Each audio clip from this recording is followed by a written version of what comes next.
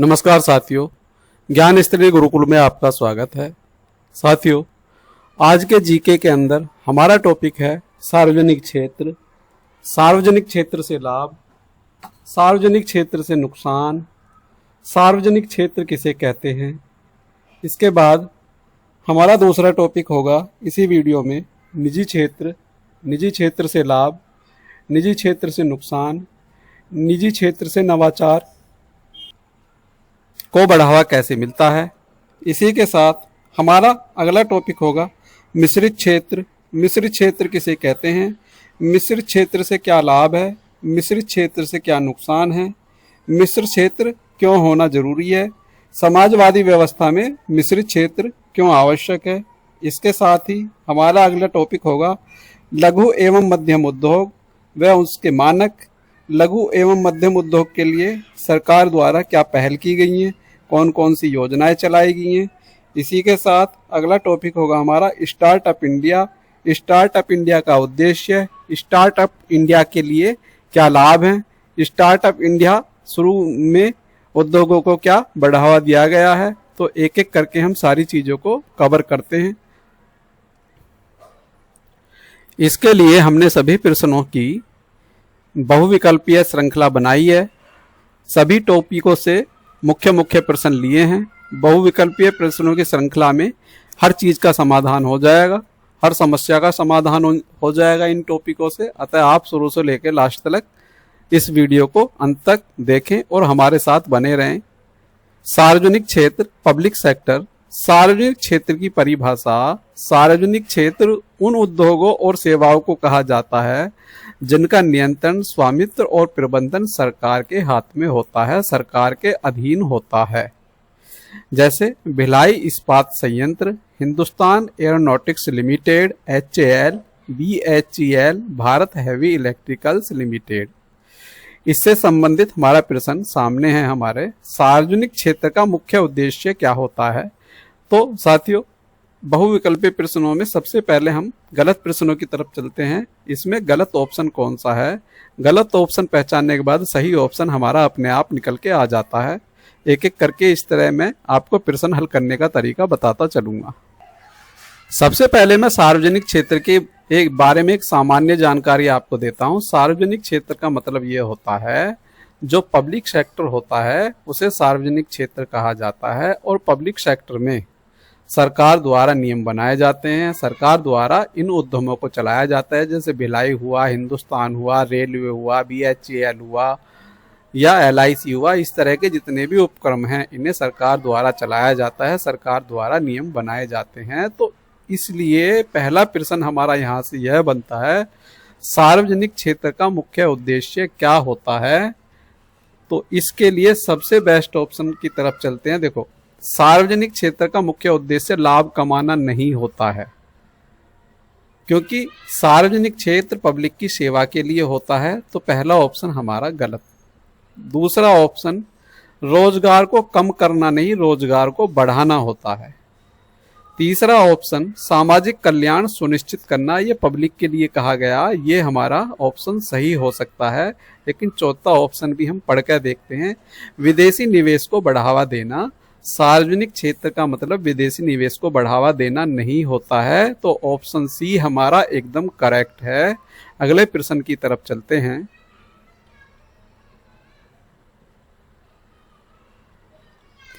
व्याख्या आप वीडियो को रोक के पढ़ सकते हैं। यदि मैं सारी व्याख्या पढ़ूंगा तो आपकी वीडियो बहुत लंबी हो जाएगी, इसलिए मैं जल्दी जल्दी संपूर्ण टॉपिकों को कवर करने की कोशिश करता हूं। व्याख्या में एक बार पढ़ देता हूं। सार्वजनिक क्षेत्र का उद्देश्य लाभ नहीं बल्कि जनहित व सामाजिक न्याय सुनिश्चित करना होता है। अगला प्रश्न, निम्नलिखित में कौन सी कंपनी सार्वजनिक क्षेत्र की है। देखो, हमें सरकारी कंपनी देखनी है, बस सरकारी कंपनी हमें देखनी है जो सरकार के द्वारा चलाई जा रही है, बस। देखो, ये केवल ये हमारी प्राइवेट ये नहीं है, ये भी हमारी नहीं है, ये हमारी इंडियन ऑयल कारपोरेशन है और ये भी हमारी नहीं है। तो तीन ऑप्शन हमारे गलत हैं। ये निजी क्षेत्र की कंपनियां हैं, प्राइवेट सेक्टर की कंपनियां हैं। तो ऑप्शन सी हमारा एकदम करेक्ट आंसर है। इस तरह से हम आंसर को निकालने की कोशिश करते हैं। अगला प्रश्न, भारत में बैंकों का राष्ट्रीयकरण किस वर्ष हुआ?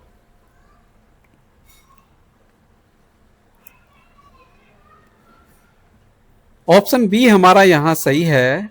1969 में बैंकों का राष्ट्रीयकरण हुआ।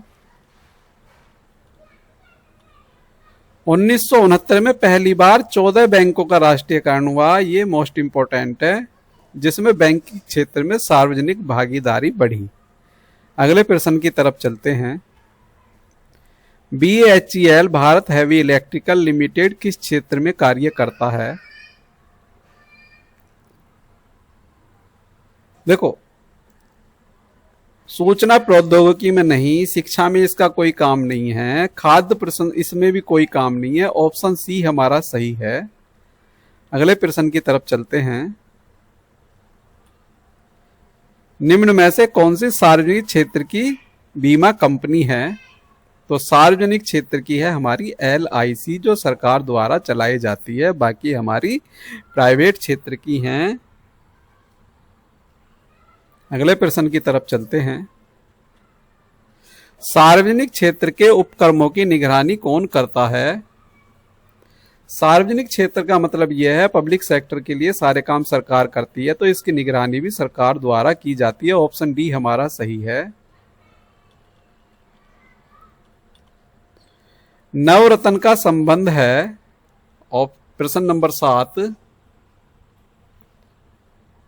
ऑप्शन बी हमारा यहां सही है। रत्न व्यापार से नहीं है, उच्च शिक्षा से नहीं है, कंपनियों से, शीर्ष सार्वजनिक उपक्रमों से है। ये हमारी नवरत्न जो है, जो बड़ी बड़ी कंपनियां हैं जैसे HCL, BHEL, इस तरह की कंपनियों से है। कौन सी सेवा सार्वजनिक क्षेत्र के अंतर्गत नहीं आती है? ऑप्शन डी हमारा गलत है। बाकी हमारी रेलवे भी, शिक्षा भी और रक्षा भी हमारी सार्वजनिक क्षेत्र से आती हैं। अगले प्रश्न की तरफ चलते हैं। सार्वजनिक क्षेत्र के उपक्रमों की स्थापना का उद्देश्य क्या था? ऑप्शन सी हमारा सही है, सामरिक क्षेत्र में आत्मनिर्भरता लाना। अगला प्रश्न, भारत में विनिवेश नीति की शुरुआत किस दशक में हुई? 1990 में मानी जाती है, जब से आर्थिक उदारीकरण की नीति शुरू हुई है। तो 1990 से आर्थिक उदारीकरण की नीति को लागू किया गया है। अगला प्रश्न, व्याख्या में दिया भी गया, उदारीकरण के बाद 1991 में भारत ने सार्वजनिक क्षेत्र में विनिवेश की नीति अपनाई। प्रश्न नंबर 11, BSNL किस सेवा क्षेत्र से संबंधित सार्वजनिक उपक्रम है? तो BSNL भारत संचार निगम लिमिटेड, ये आपका दूर संचार से है। ऑप्शन बी हमारा सही है। अगले प्रश्न की तरफ चलते हैं। भारत में सार्वजनिक क्षेत्र के तहत सबसे बड़ा नियोक्ता कौन है? भारतीय रेलवे सबसे बड़ा नियोक्ता है। ऑप्शन बी हमारा सही है। अगले प्रश्न की तरफ चलते हैं। सार्वजनिक क्षेत्र में शिक्षा का प्रमुख उद्देश्य है?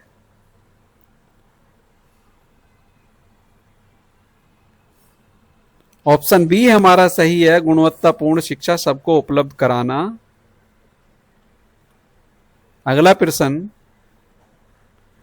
नीति आयोग का एक प्रमुख कार्य है सार्वजनिक क्षेत्र के उपक्रमों के लिए नीति निर्धारण करना। ऑप्शन सी हमारा यहां सही है। अगले प्रश्न की तरफ चलते हैं। सार्वजनिक क्षेत्र की कंपनियां किन सिद्धांतों पर आधारित होती हैं? ऑप्शन बी हमारा यहां सही है।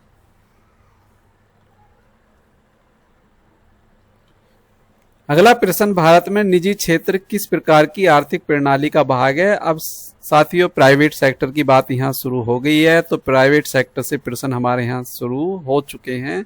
इससे भी हम एक एक करके बहुत सारी चीजों को सॉल्व करेंगे। भारत में निजी क्षेत्र किस प्रकार की आर्थिक प्रणाली का भाग है?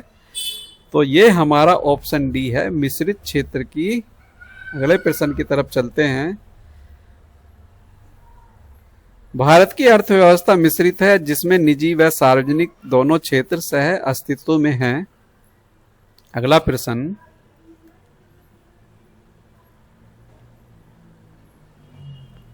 अगले प्रश्न की तरफ चलते हैं।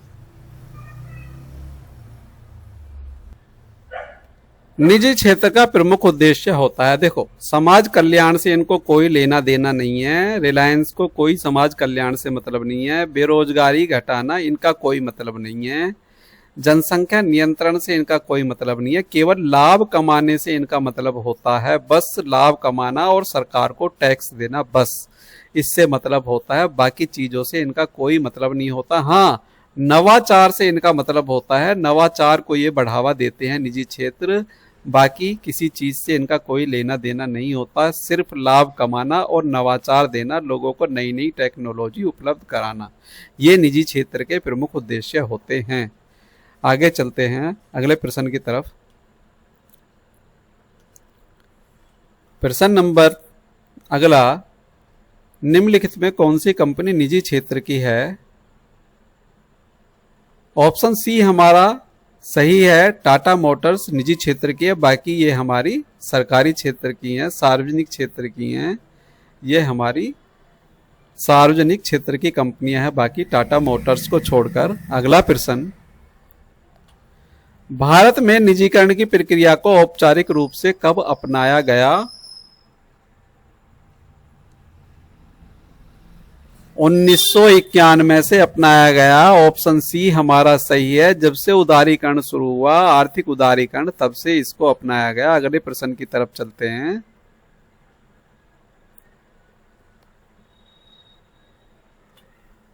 निजी क्षेत्र में कौन सी प्रवृत्ति अधिक देखने को मिलती है? कंपटीशन, प्रतिस्पर्धा सबसे ज्यादा देखने को मिलती है, जबकि जो सार्वजनिक क्षेत्र होता है उसमें प्रतिस्पर्धा देखने को नहीं मिलती है। ये भी आपके लिए इंपॉर्टेंट क्वेश्चन है। अगले प्रश्न की तरफ चलते हैं। निजी क्षेत्र के विकास से किसका संवर्धन होता है? ऑप्शन बी हमारा सही है, पूंजी और निवेश का संवर्धन होता है, सरकारी नौकरियों का नहीं होता, मैनुअल श्रम का नहीं होता, केंद्र सरकार के अधिकारों का नहीं होता, पूंजी और निवेश का होता है संवर्धन। अगले प्रश्न की तरफ चलते हैं। अगला प्रश्न, भारत में सबसे बड़ा निजी आईटी क्षेत्र की कंपनी कौन सी है?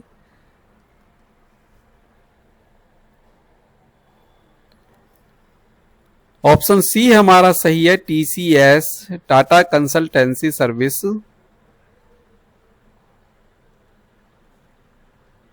अगला प्रश्न, प्राइवेट सेक्टर बैंक का उदाहरण है। देखो ये हमारा सरकारी बैंक है, ये भी हमारा सरकारी बैंक है, ये भी हमारा सरकारी बैंक है, ये प्राइवेट बैंक है एचडीएफसी, तो ऑप्शन डी हमारा यहां सही है। अगले प्रश्न की तरफ चलते हैं।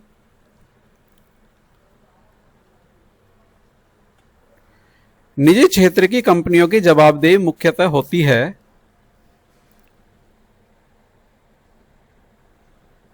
देखो संसद के प्रति इसकी कोई जवाबदेही नहीं होती, शेयर धारकों के प्रति होती है, क्योंकि शेयर धारक इनके शेयरों में पैसे लगा के रखते हैं, इनके प्रति जवाबदेही होती है। यदि किसी कंपनी के शेयर घटते हैं तो शेयर धारकों को भारी नुकसान उठाना पड़ता है, बाकी हमारे सारे विकल्प गलत हैं।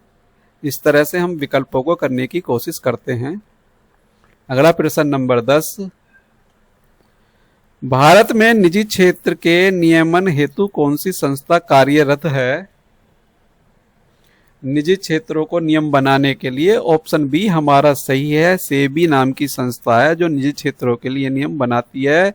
यहाँ सेबी की फुल फॉर्म लिखी हुई है, इसको नोट कर लेना। अगले प्रश्न की तरफ बढ़ते हैं, ये वेरी वेरी मोस्ट इंपॉर्टेंट है। प्रश्न नंबर 11, प्राइवेट सेक्टर में CSR, कारपोरेट सोशल रेस्पॉन्सिबिलिटी अनिवार्य किया गया है। प्रश्न नंबर 11 है, ये आपका ऑप्शन सी सही है, 2013 से किया गया है। अगले प्रश्न की तरफ चलते हैं।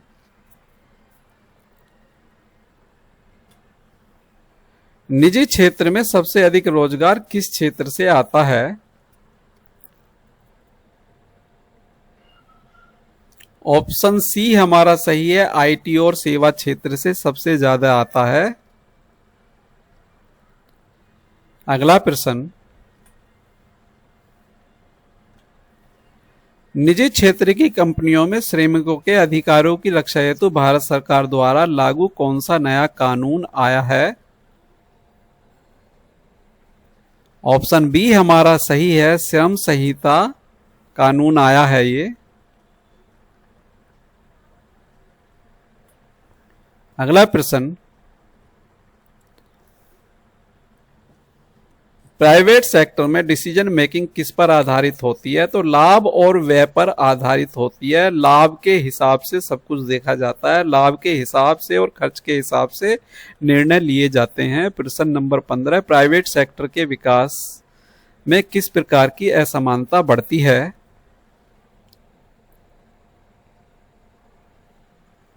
ऑप्शन बी हमारा सही है, क्षेत्रीय असमानता बढ़ती है, क्योंकि प्राइवेट सेक्टर वाले क्षेत्रीय लोगों को काम पर नहीं लगाते हैं, बाहर के लोगों को काम पर लगाते हैं। बाहर के लोगों को काम पर लगाने का कारण यह है उनमें यूनियन बाजी नहीं होती है। क्षेत्रीय लोगों को लगा लेते हैं तो उनमें यूनियन बन जाती है, यूनियन बन जाती है तो कंपनी में हड़ताल वगैरह चलती रहती है। इसलिए प्राइवेट सेक्टर में सबसे ज्यादा जो असमानता बढ़ती है वो क्षेत्रीय असमानता बढ़ती है।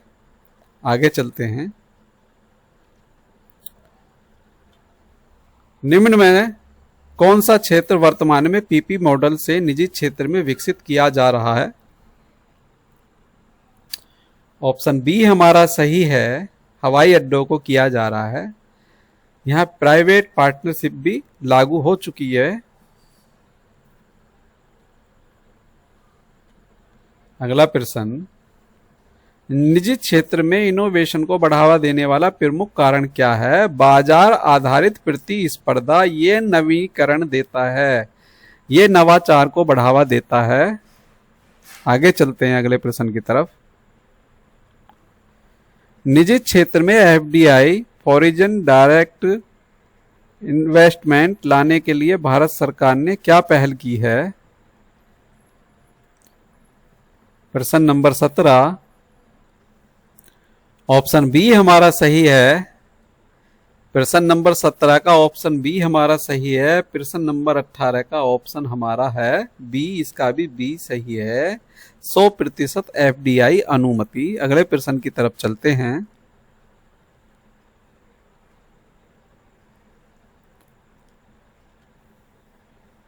निजी क्षेत्र के एकाधिकार को रोकने हेतु भारत सरकार द्वारा गठित संस्था है, यह है ऑप्शन बी हमारा आंसर सही है। अगले प्रश्न की तरफ चलते हैं।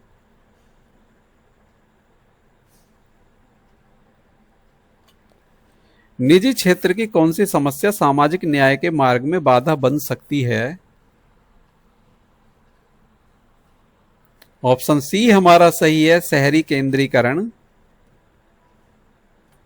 निजी क्षेत्र शहरी क्षेत्र में केंद्रित होता है, जिससे ग्रामीण क्षेत्रों में अवसर कम रह जाते हैं। ऑप्शन सी हमारा इसीलिए सही है। अब हमारे क्वेश्चनों की श्रृंखला शुरू होती है। लघु एवं मध्यम उद्योग से एमएसएमईएस से लघु एवं मध्यम उद्योग एमएसएमईएस भारतीय अर्थव्यवस्था का मेरुदंड है। ये उद्यम रोजगार सृजन, नवाचार, निर्यात तथा समावेशी विकास में महत्वपूर्ण भूमिका निभाते हैं। भारत सरकार ने इन्हें grow engine of new India की संज्ञा दी है। इससे संबंधित पहला प्रश्न हमारे सामने आता है। पहले प्रश्न का आंसर, लघु और मध्यम उद्योग एमएसएमई की परिभाषा किस वर्ष संशोधित हुई है? ऑप्शन सी हमारा सही है, 2020 में हुई है।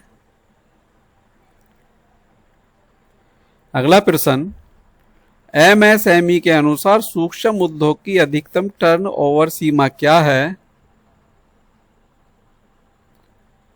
ऑप्शन ए हमारा सही है, 5 करोड़ रुपए वार्षिक का हिसाब किताब है ये।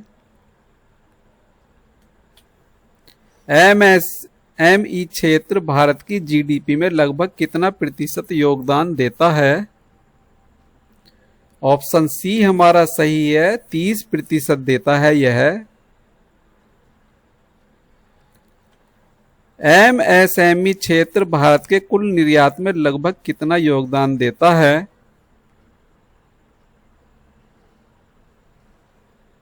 ऑप्शन सी हमारा सही है, 48% देता है। प्रधानमंत्री मुद्रा योजना पीएमएमवाई का उद्देश्य क्या है? ऑप्शन बी हमारा सही है, बिना गारंटी लोन प्रदान करना।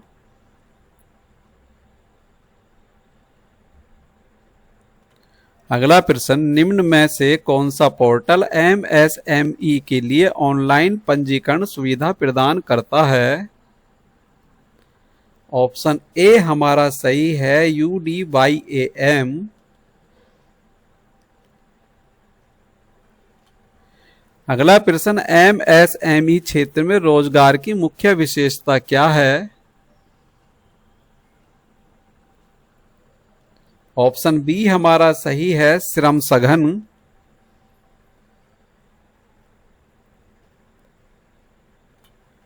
अगला प्रश्न, ZED सर्टिफिकेशन स्कीम का मुख्य उद्देश्य क्या है? ऑप्शन बी हमारा सही है, गुणवत्ता सुधार। अगला प्रश्न, एमएसएमई क्षेत्र की प्रमुख चुनौतियों में से एक नहीं है। ऑप्शन सी हमारा सही है, निर्यात की अधिकता। बाकी सारी चुनौतियां वित्तीय पहुंच की कमी, तकनीकी पिछड़ापन, बाजार तक सीमित पहुंच, बहुत सारी ये समस्याएं ये निर्यात की अधिकता से इससे कोई दिक्कत नहीं है। अगला प्रश्न,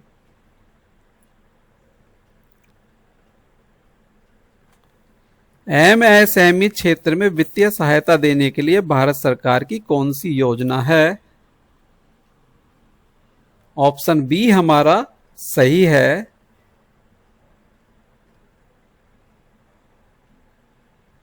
अगले प्रश्न की तरफ चलते हैं। अगला प्रश्न, एमएसएमई क्षेत्र के विकास के लिए भारत सरकार ने किस वर्ष micro small and medium enterprises development act लागू किया? 2006 में यह लागू किया है। अगला प्रश्न, एमएसएमई क्षेत्र का किस प्रकार का उद्यम सबसे छोटा माना जाता है? ऑप्शन ए हमारा सही है, सूक्ष्म वाला सबसे छोटा माना जाता है।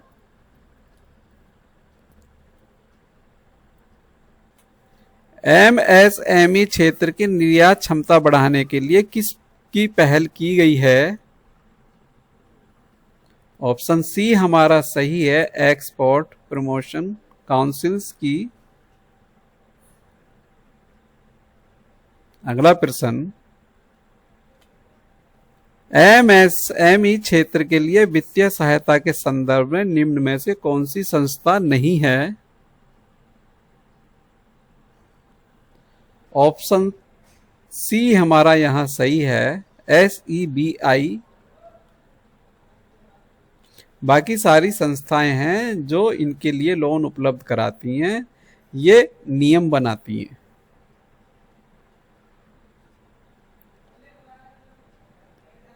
अगला प्रश्न, एमएसएमई क्षेत्र में डिजिटलीकरण को बढ़ावा देने के लिए किस पहल को बढ़ावा दिया गया है?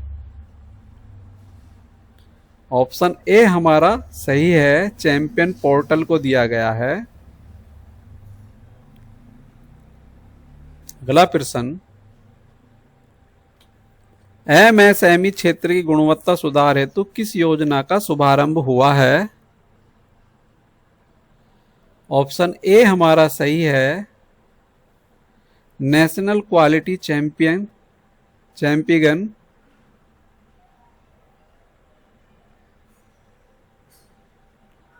अगला प्रश्न, एमएसएमई क्षेत्र के विकास में सबसे अधिक बाधा कौन सी है? ऑप्शन सी हमारा सही है, वित्तीय पूंजी की कमी। अगले प्रश्न की तरफ चलते हैं। एमएसएमई क्षेत्र में क्लस्टर डेवलपमेंट प्रोग्राम का उद्देश्य क्या है? ऑप्शन बी हमारा सही है, छोटे उद्यमों को समूहबद्ध करना और उनका विकास करना। अगला प्रश्न नंबर 19 इससे संबंधित, एमएसएमई क्षेत्र में रोजगार सृजन की विशेषता क्या है? ऑप्शन सी हमारा सही है, श्रम सघन एवं रोजगार प्रदान करते हैं। अगला प्रश्न, एमएसएमई क्षेत्र के लिए निम्न में कौन सी संस्था वित्तीय समावेशन फाइनेंशियल इंक्लूजन को बढ़ावा देती है?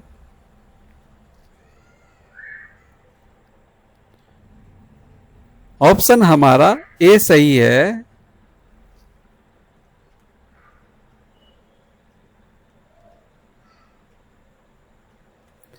अब स्टार्टअप से हमारे क्वेश्चनों की श्रृंखला शुरू हुई है। स्टार्टअप इंडिया के बारे में यहाँ बताया जाएगा। बहुविकल्पीय प्रश्नों के माध्यम से बहुत सारी समस्याओं का समाधान यहाँ किया जाएगा। भारत सरकार के अनुसार स्टार्टअप की अधिकतम आयु क्या हो सकती है? ऑप्शन डी हमारा सही है, 10 वर्ष हो सकती है। अगला प्रश्न, स्टार्टअप इंडिया मिशन की शुरुआत कब हुई? 2015 में हुई है ये। अगला प्रश्न, स्टार्टअप की प्रमुख विशेषता क्या है?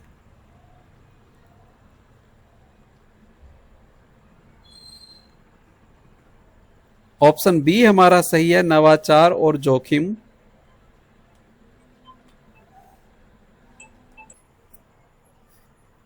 अगला प्रश्न, स्टार्टअप इंडिया के तहत कर छूट कितने वर्षों के लिए दी जाती है? ये 3 वर्ष के लिए दी जाती है ये। अगला प्रश्न,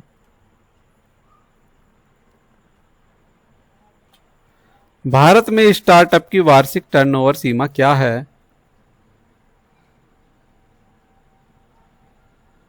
ऑप्शन बी हमारा सही है, 100 करोड़ रुपए है।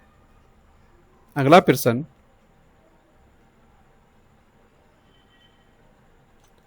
स्टार्टअप के लिए किस प्रकार की वित्तीय सहायता उपलब्ध होती है? ऑप्शन बी हमारा सही है, fund of funds.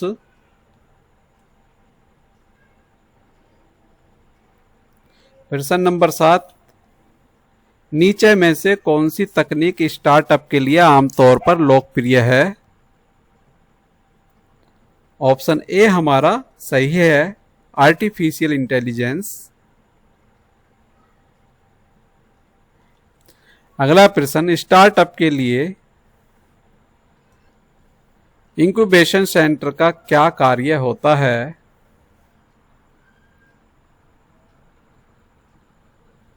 Option B हमारा सही है, व्यापार की शुरुआत में सहायता देना।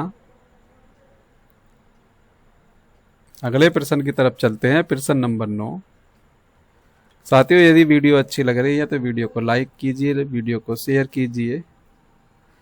प्रश्न नंबर 9, ऑप्शन सी हमारा सही है, स्टार्टअप इंडिया के अंतर्गत न्यूनतम पूंजी जमा करने की क्या आवश्यकता है? इसके लिए कोई आवश्यकता नहीं है। अगला प्रश्न, स्टार्टअप की किस प्रकार की इकाई सरकार द्वारा मान्यता प्राप्त होती है?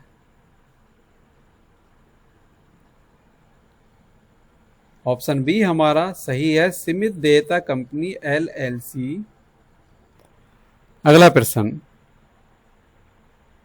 कौन सा विभाग स्टार्टअप इंडिया मिशन को संचालित करता है?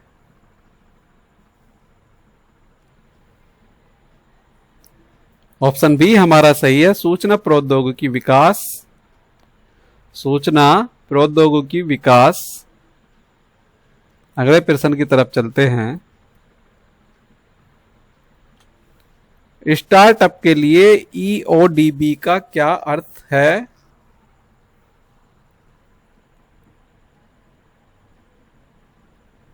ऑप्शन ए हमारा सही है, एस ऑफ डूइंग बिजनेस। अगले प्रश्न की तरफ चलते हैं।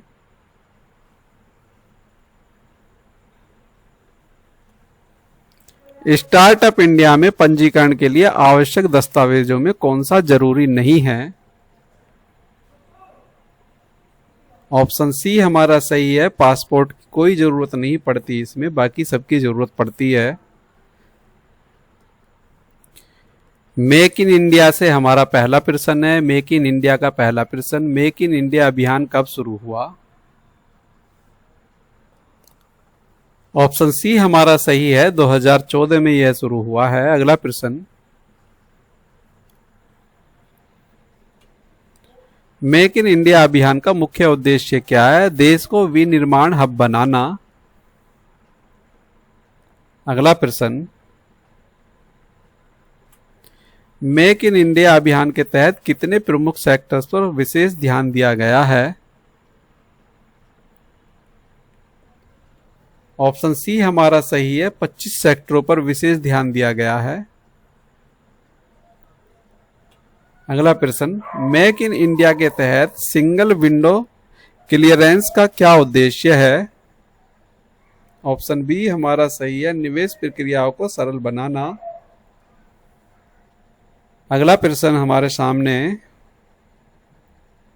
मेक इन इंडिया के अंतर्गत निम्न में से कौन सा क्षेत्र शामिल नहीं है? ऑप्शन डी हमारा सही है, अंतरिक्ष अनुसंधान इसके अंतर्गत नहीं आता, बाकी सारे हमारे इसके अंतर्गत आते हैं। ऑटोमोबाइल भी, रक्षा उत्पादन भी और सूचना प्रौद्योगिकी भी। अगला प्रश्न,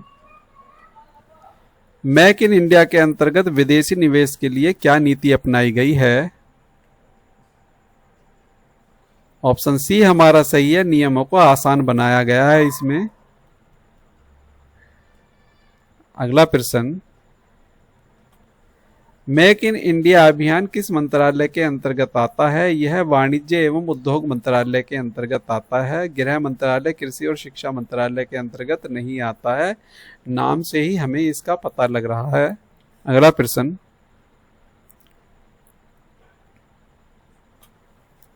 मेक इन इंडिया के तहत कौशल विकास को बढ़ावा देने के लिए कौन सी योजना है? ऑप्शन ए हमारा सही है, स्किल इंडिया। अगला प्रश्न की तरफ चलते हैं। मेक इन इंडिया के तहत कौन सी डिजिटल पहल निवेश प्रक्रिया को आसान बनाती है? ऑप्शन बी हमारा सही है, सिंगल विंडो सिस्टम। अगला प्रश्न, मेक इन इंडिया अभियान का क्या प्रभाव माना जाता है? विनिर्माण क्षेत्र में निवेश और रोजगार वृद्धि। ऑप्शन बी हमारा सही है। अगला प्रश्न, मेक इन इंडिया अभियान के तहत निम्न में से किस सेक्टर पर विशेष ध्यान दिया गया है? ऑप्शन बी हमारा सही है, ऑटोमोबाइल सेक्टर पर सबसे ज्यादा ध्यान दिया गया है। प्रश्न नंबर 12, मेक इन इंडिया के तहत निर्यात को बढ़ावा देने के लिए क्या किया जाता है? ऑप्शन सी हमारा सही है, निर्यात प्रक्रिया को सरल बनाया जाता है। अगला प्रश्न, मेक इन इंडिया अभियान के लिए निवेशकों को आकर्षित करने के लिए क्या किया जाता है? ऑप्शन हमारा ए सही है, निवेशकों को टैक्स में राहत दी जाती है। अगला प्रश्न, मेक इन इंडिया के तहत किस तरह का निवेश प्राथमिकता में आता है?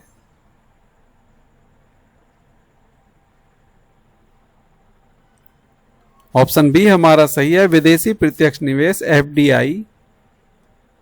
अगले प्रश्न की तरफ चलते हैं। अगला प्रश्न लास्ट प्रश्न है हमारा, मेक इन इंडिया अभियान की सफलता के लिए किस तरह की चुनौतियां हैं? ऑप्शन डी हमारा सही है, अवसंरचना की कमी, तकनीकी दक्षता की कमी, पर्यावरणीय नियमों का पालन करना, ये सारी समस्याएं हमारे सामने आती हैं। इसी के साथ बहुविकल्पीय प्रश्नों की श्रृंखला समाप्त होती है। साथियों, मुझे विश्वास है आपको यह वीडियो पसंद आया होगा। यदि पसंद आया तो वीडियो को लाइक कीजिए, शेयर कीजिए और जिसने अभी तक हमारा चैनल सब्सक्राइब नहीं किया, चैनल को सब्सक्राइब कीजिए और हमारे साथ बने रहिए। आते हैं कल फिर अगली वीडियो के साथ। तब तक के लिए जय हिंद, जय भारत।